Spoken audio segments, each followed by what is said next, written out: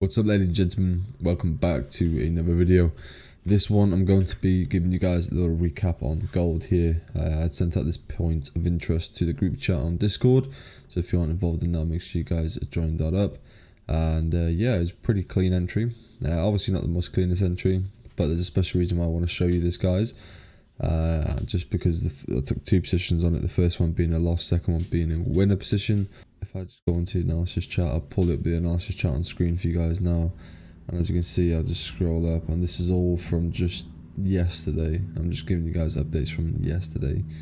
As you can see, provide all our M1 entries afterwards as well to show you guys how it can take your entries, etc. There's the analysis there, and I obviously live call as well twice a week, but enough of that. Anyways, jumping back onto this recap, as you can see, guys, we swept out the Asia lows very nicely. The daily obviously was in a bullish range. We had mitigated this previous demand zone here at the bottom, and then obviously when we head onto the H4 time frame, you can see price is also bullish, and we had also mitigated this breaker here as well.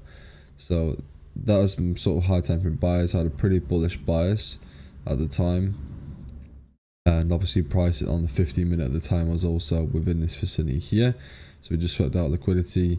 We also just tapped into a POI as well, and obviously the next thing to do is obviously look to take a position and ride it up to the next high or wherever you'd like to target. Okay, for me in this case it was the Asia high, as that is the liquidity there.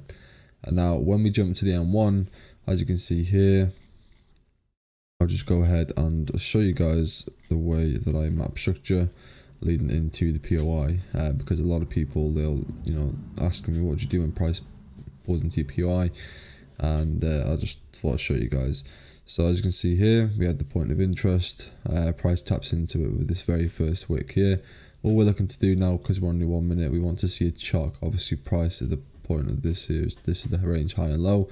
If price was to chalk bullish, then that would be obviously, then we can look to participate in long positions. So that's the first rule. Without the chalk, there's no trade. Also, we didn't break bullish there. We just broke structure to the downside. We could continue to break structure to the downside. We had this high, low. We had this high. Price didn't break out the low, or the high, sorry, but did break out the low. We had a new low, and then we have a new high, and obviously price broke above this high there. Then we then had this order block here, and obviously there's an imbalance resting around the vicinity as well. And obviously again, imbalances is what validates a POI. Not only just an imbalance, there are other things as well, but that's one of the key things. The next thing I look for when it comes to taking an entry is kind of combination. So if you don't know what kind of combination entry is, I definitely recommend to check out my video on how to increase your win rate, kind of combination. There's a video on that. I'd recommend you check that out, guys, and there'll be a lot of information on there, and I'll show you how to actually get into positions as well. As you can see, we've got a bullish engulfing here. That is simply where the entry was. Unfortunately, price just sort of consolidated, which isn't usually good. Another little tip here is, guys, a little bit more advanced, is when you enter your obviously trades of certain areas and POIs, etc., we need to see more of an instant reaction rather than just like a sluggish move like this. And also another thing as well, which I will point out, if you look to the left here, as you can see, it just mitigated this previous supply area here, and then that's why price obviously came down. I prefer trading situations like this. Like as you can see here, price didn't mitigate anything before pulling back. If anything, it created equal highs. So it didn't really mitigate anything like this did here. So that's another thing there, is when you pull back, look where your pullbacks are forming from, and then obviously you can base them on lower or high probability based on if it's mitigated something or not. Like this here is low probability compared to this one, just because of what I've solidly explained. Anyways, as you can see here, price breaks bearish again, and then we have a new low and we have a new high. Price does chuck bullish here though, with this obviously bullish move there. We have a new high and we have a new low. Now we could have marked up a POI down here, which I did, but obviously we could mark up the breaker as well. And obviously breakers is something I like to trade from, especially in more volatile markets when the momentum is sort of at its peak. You see price respect breakers a lot more than pulling back to the extreme. Anyways, as you can see here, we mitigated this breaker very nicely.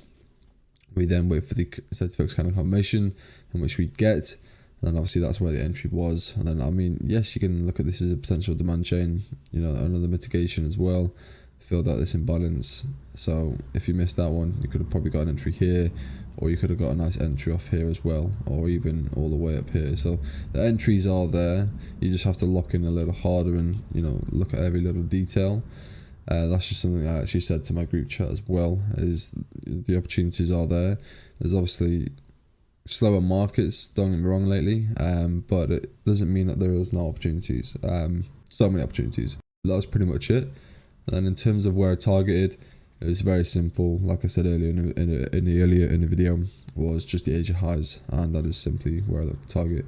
Oh no, I didn't target the Asia highs in this case, sorry, but I targeted this area here. But usually I do like to target the Asia highs.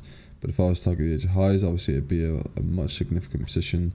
Obviously this one was a loss, so it would be -1 plus 9.82. I would take away the 8.82, factor in commissions and spread, things like that a little bit, slightly less. Okay, all in all, you're looking around just over 8R take home.